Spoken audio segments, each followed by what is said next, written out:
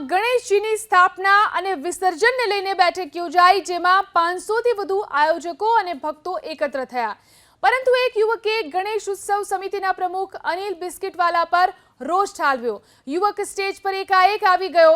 અનિલ બિસ્કિટવાલા ક્યાંય દેખાયા ન હોવાનો આરોપ લગાવ્યો. આ સાથે જ અગાઉના વર્ષે પણ અનિલ બિસ્કિટવાલા ગાયબ થઈ ગયા હોવાનો દાવો કર્યો. જો કે ત્યાં હાજર પોલીસની દરમિયાનગીરી બાદ મામલો થાળે પડ્યો.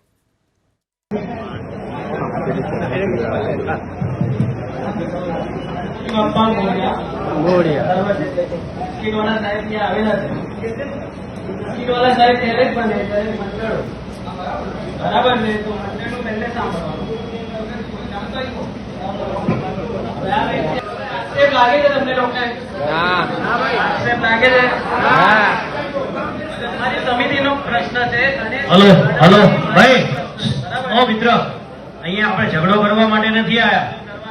ઝઘડો નહીં કરવાનો, બરોબર? અહીંયા છે ને ભાઈ, મારી